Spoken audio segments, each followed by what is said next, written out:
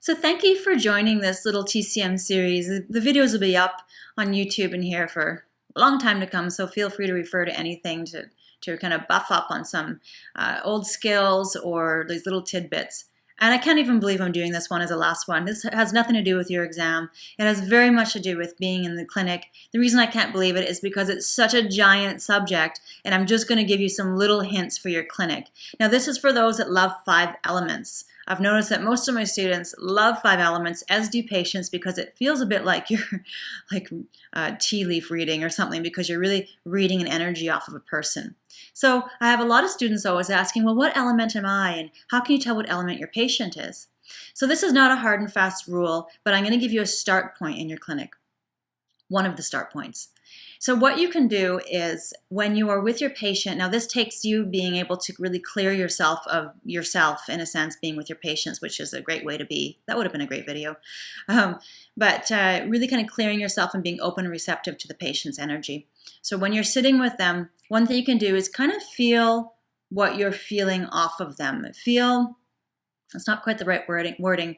Feel how they make you feel inside without taking that energy on. Now, this is a big practice. This is why I can't believe I'm even doing this video. Be careful if you actually take their energy on, and just going to leave this technique alone. But if you're able to clear energy quite well after, then this is a great technique. So let's say a patient comes in and you're playing around with 5 element and you're thinking, what element are they? You know, what's their CF, their causative factor? And if you just kind of sit back and listen and see how you feel inside, well, here's what I feel.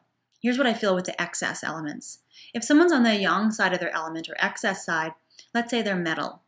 Well, metal people are very exacting, right? And they're perfectionists in general, and they like to have things just like they are, and they're very articulate. You'll notice they tend to speak very much like this.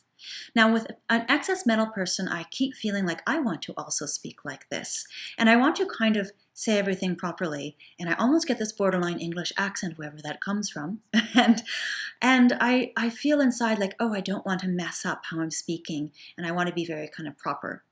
So that's how I feel with an excess metal element. Let's look at an excess water person. Now, an excess water person, I really feel, well, sometimes I can feel a bit uncomfortable around them, in the sense of I can never put my finger on what they are. I feel they're like slippery. I can be sitting there going, okay, this is wood. No, no. No, not fire. Metal? No, I can't seem to get a hold on who they are, but what an interesting and kind of mysterious person.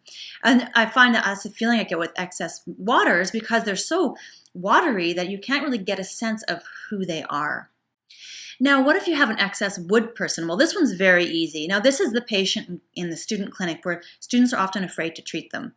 And well, I always tell them, well, you go in there and here's what you do.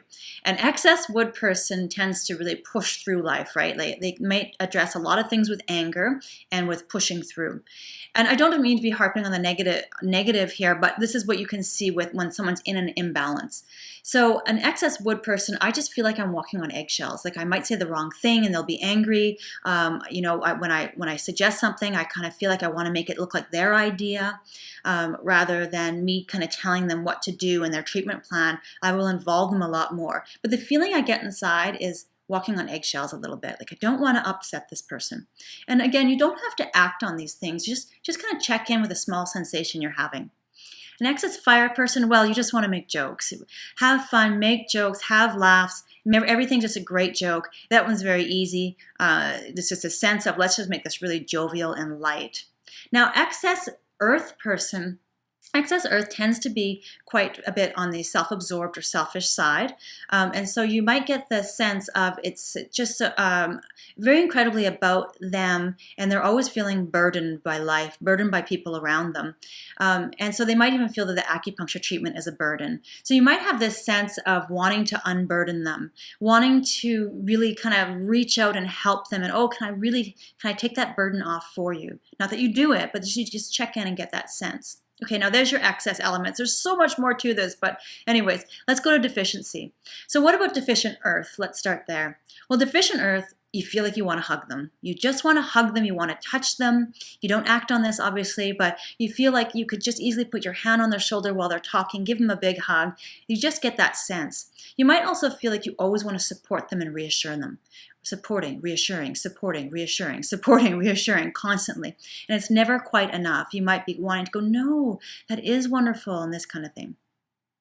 Now, deficient fire, you might feel like you want to really kind of bring them up. You want to just bring them up to kind of humorous level, to see the joy, to see the light. You just feel like, oh, I want to just tell this person, like, just can't you see the light? Can't you see the joy? Again, you don't act on these things. And deficient wood person, you really feel like you want to prop them up and you want to give them small goals and you want to just tell them that they've, they tell them about their self-esteem, like really help them build and boost their self-esteem. Like, no, that's wonderful. Oh yeah, you go ahead and do that. Let's build a small goal for you. Get this done by next week and then we're going to celebrate it. Like you want to celebrate these little goals. You feel like you're always wanting to help them along with moving through life. Now, deficient water person, you can really feel as though they're sitting in this state of kind of frozen fear, and you want to be reassuring in the sense of making them not feel scared anymore. Like, it's okay, you can get through this, there's nothing to fear. If you always get that sense you want to say that, they might be a deficient water person.